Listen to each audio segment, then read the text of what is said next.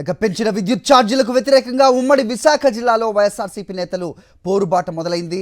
15 నియోజకవర్గాల్లో విద్యుత్ కార్యాలయాల వద్ద వినతి పత్రాలు సమర్పించనున్నారు వైఎస్ఆర్సీపీ నేతలు.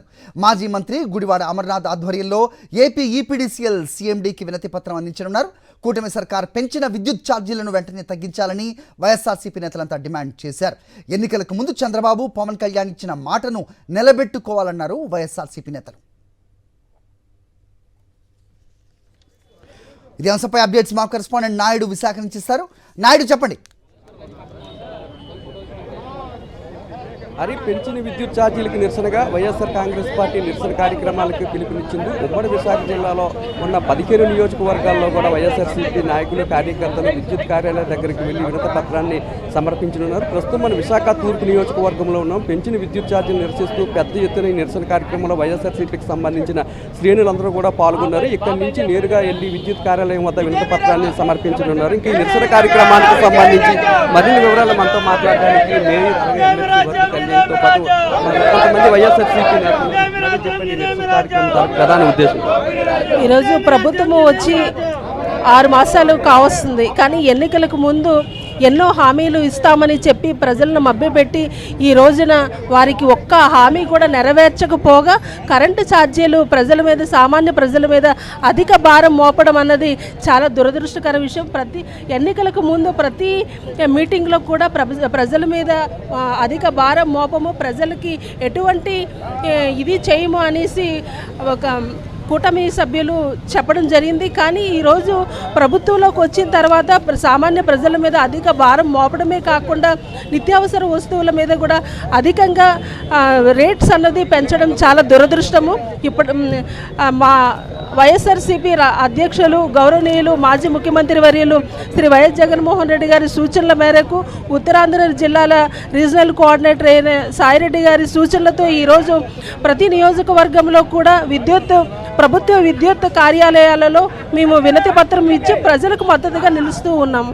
ఎన్నికలకు ముందు విద్యుత్ ఛార్జీలు పెంచమని చెప్పడంతో పాటు తగ్గిస్తామని కూడా ఒక హామీ ఇచ్చారు. ఇప్పుడు అటువంటి పరిస్థితి ఏమైనా కనపడుతుంది? చంద్రబాబు నాయుడు గారు ఎన్నికల సమయంలో ఏం చెప్పారు? విద్యుత్ ఛార్జీలు పెంచము, ఉన్న ఛార్జీలు తగ్గిస్తాము, అవసరమైతే ప్రభుత్వానికి ప్రజలే అమ్ముకునేట్టుగా చేస్తామనేసి నమ్మబలికి ఈరోజు ఎంత దారుణంగా ప్రజలను మోసం చేశారు.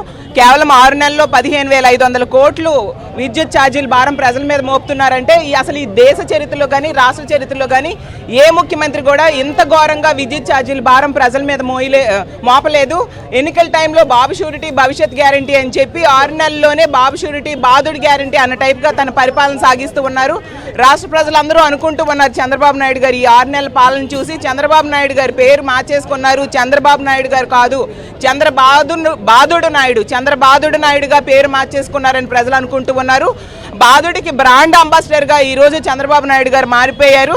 6 నెలల్లోనే రాష్ట్ర ప్రజల జీవితాలు తలకిందులయ్యేట్టుగా అన్ని రకాల ధరలు పెంచేశారు. నిత్యావసర సరుకుల ధరలు పెంచేశారు. అలాగే తీసుకుంటే 30% రిజిస్ట్రేషన్ ఛార్జెస్ పెంచేస్తున్నారు. అన్ని రకాలుగా ప్రజల మీద భారం మోపి ప్రజలకి కష్టాలు గురి చేస్తూ ఉన్నారు. అందుకే ఈరోజు వైఎస్ఆర్ కాంగ్రెస్ పార్టీ ఆధ్వర్యంలో ప్రతి నియోజకవర్గంలో కూడా ఎలక్ట్రికల్ ఆఫీసులకు వెళ్ళి వినతి పత్రం ఇచ్చి ఈ భారం తొలగించాలి, ప్రభుత్వమే భరించి ప్రజల మీద భారం పడకుండా చూడాలని మేము విన్నవించుకుంటూ ఉన్నాము.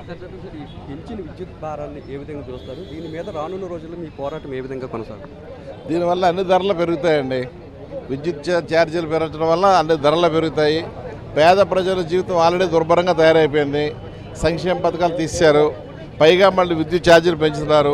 విద్యుత్ ఛార్జీ అంటే ఏంటంటే ఒక లైటు, ఒక ఫ్యాను, ఒక టీవీ ఉంటే చాలు వాళ్ళకి ఎక్స్ట్రా పడిపోద్ది.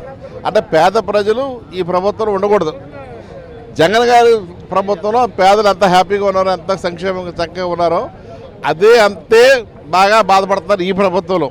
అందులో ఈయన ఏం చెప్పాడంటే కరెంటు ఛార్జీలు పెంచను, చిత్తూరులో కానీ అన్ని చోట్ల కూడా కరెంటు ఛార్జీలు పెంచనని చెప్పి నమ్మక ద్రోహం చేశారు. అది మా బాధ. 9,000 కోట్లు ఆల్రెడీ రికవరీ స్టార్ట్ చేశారు. ఎస్సీ ఎస్టీ కూడా తీశారు. వాళ్ళకి ఇచ్చే కన్సెషన్లు కానీ, వాళ్ళకి ఇచ్చే చాలా రకరకాల కన్సెషన్లు కానీ ఎస్సీ ఎస్టీ కూడా తీశారు. పెంచిన విద్యుత్ భారాల వల్ల ప్రజలు ఎలాంటి ఇబ్బందులకు గురవుతున్నారు?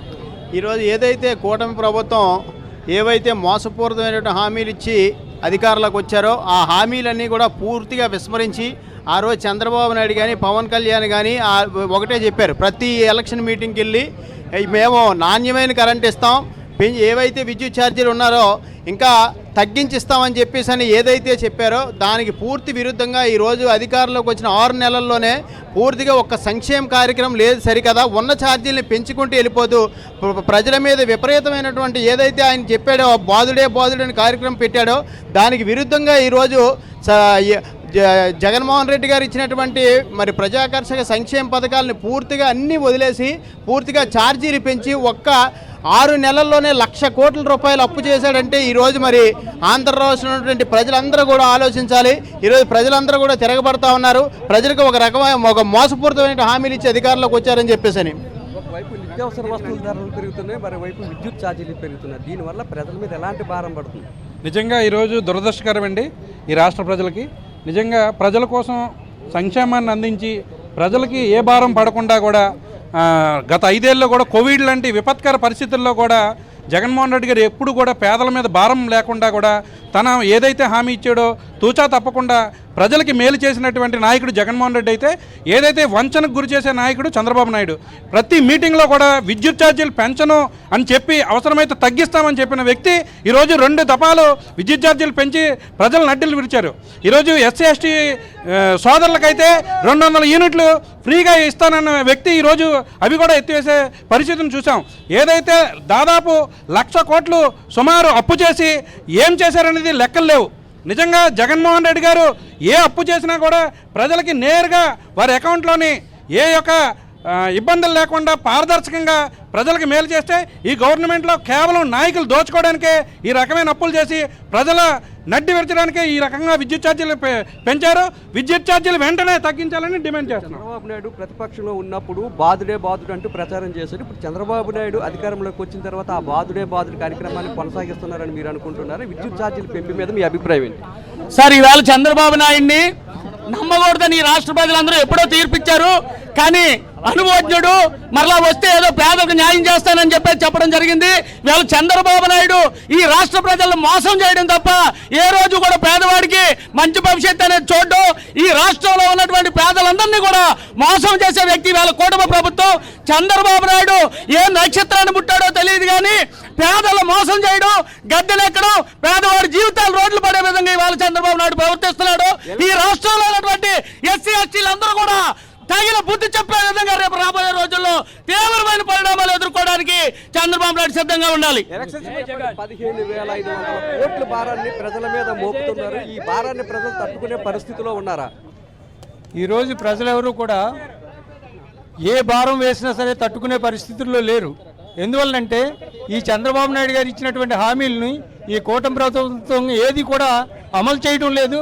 పైగా ఏవేవైతే తగ్గిస్తాం, ఏది కరెంటు బిల్లులు పెంచము అన్నటువంటి ఈ చంద్రబాబు నాయుడు ఎంతో ఎత్తుగా పెంచి ఈరోజు ఆంధ్ర రాష్ట్ర ప్రజలందరినీ కూడా నడ్డి విరిచేటటువంటి ఈ ప్రభుత్వం ఎన్నో రోజులు ఉండదు, కూలిపోతుందని ఈ సందర్భంగా ప్రజలే కూల్చేస్తారని తెలియపరుస్తూ ఉన్నాం.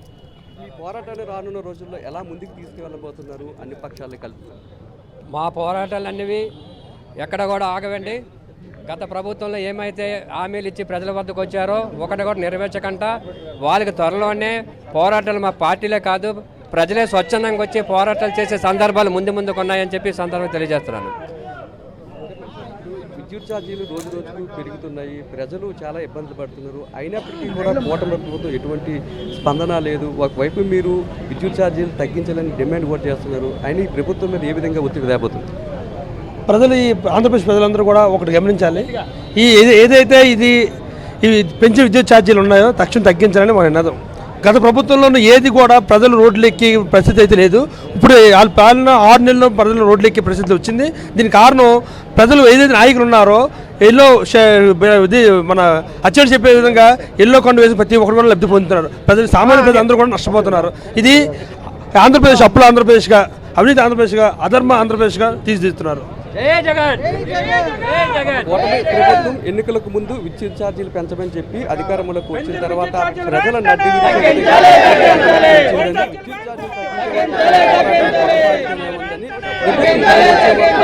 తరహాలో పోరాటం చేస్తామని. ఓకే నాయుడు.